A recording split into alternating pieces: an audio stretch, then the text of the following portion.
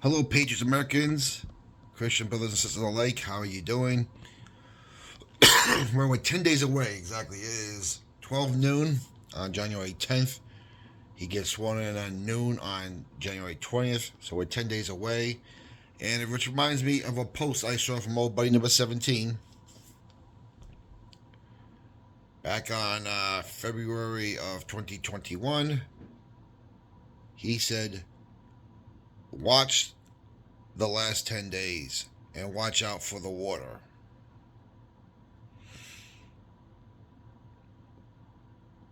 In the last few days, we've had two terrorist attacks. One in Louisiana on New Year's Eve, actually New Year's Day morning. Another one involving a Tesla truck at the Trump Hotel. We had Carter die, and the week-long procession that was. We have Los Angeles pretty much burning down right now. Assad being knocked out of Syria. Biden pardoning all kinds of criminals while Chuck Schumer says, please don't pardon the January 6th protesters to Trump. What a mess. And it's like the old Russian slash and burn as they were trying to keep the Nazis from invading Moscow. This is what they seem to be doing right now. Now, interesting enough, state funeral we saw yesterday. All the ex-presidents, in this case, one of them being incoming president as well, all sitting together. And one person didn't show up, and that was Michelle Obama. Now, where was she? Supposedly, they said there was a scheduling conflict where she couldn't make it. I'm like, really? For a president's funeral, you cannot change your schedule.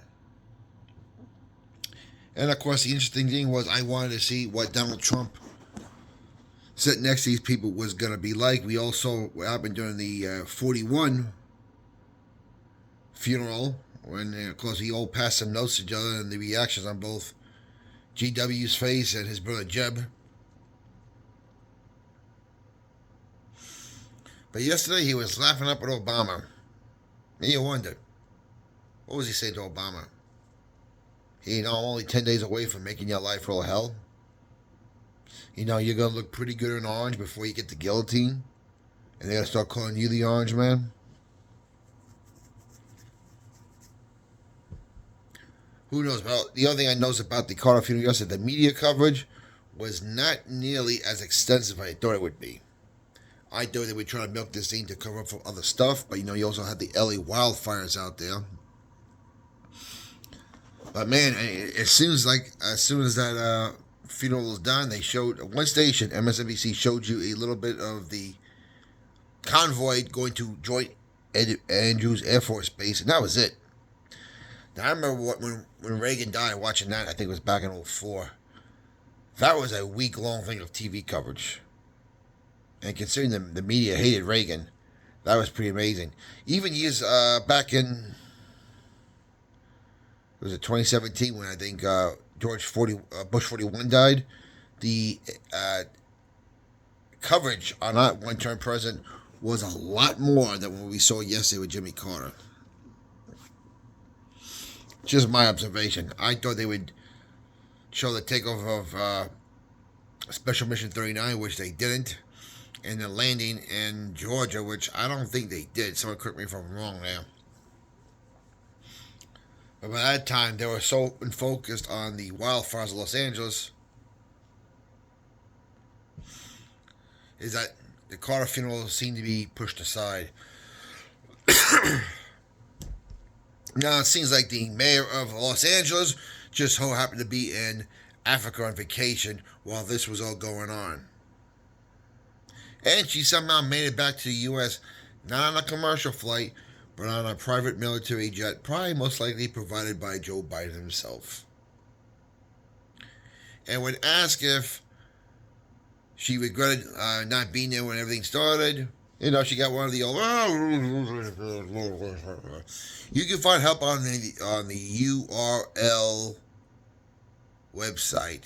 It's like she was struggling to read it because she hadn't gotten the script yet. But here's what we know. The water dispatcher person of California, that area, gets paid $750,000 a year to make sure there's water, and there's no water. Insurance companies, all the big ones, State Farm, Allstate, Travelers, you name it, all canceled policies on these homes, constantly threatened by wildfires every year.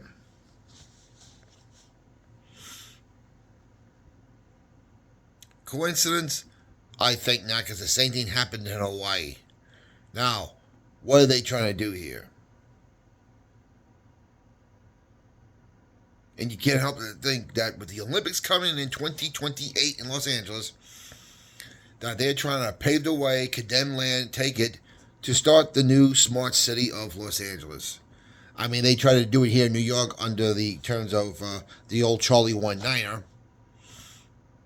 And I'm telling you right now, I'm sure there's something down in Manhattan right now in the five boroughs of Queens. Everything in place, if not already in place, for that smart city. But with the Olympics coming to Los Angeles in 2028, you know they want to make that a smart city. Gavin Newsom said when Joe Biden took office, forest fires would be easy to prevent as opposed to when Trump was in office. Well, here you go, Gavin Newsom. And that state's been pathetically run by people like you, Jerry Brown, for decades, and now you're paying for it. And Joe Biden has already issued, considered a disaster area, and already sending money out there as well. I think $400 million more to Ukraine, as the people in North Carolina, South Carolina, Florida have still been denied federal assistance for the hurricane they had.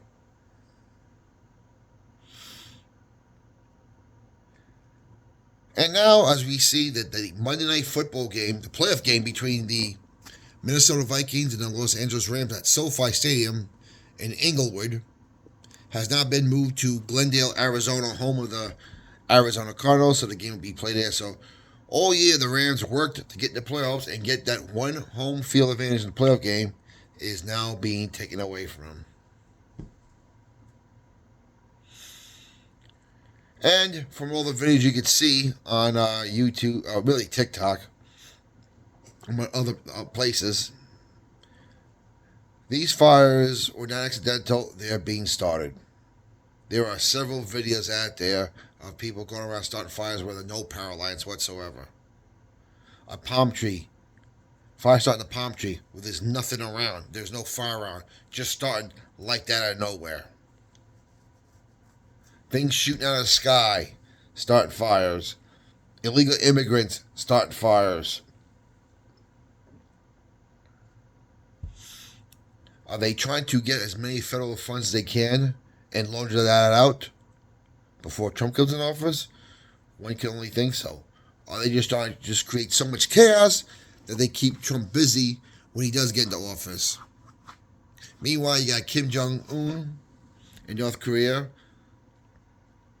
who they say, because of the experience they're getting in Ukraine fighting, they're now better equipped to fight the United States, but I don't think this is going to happen.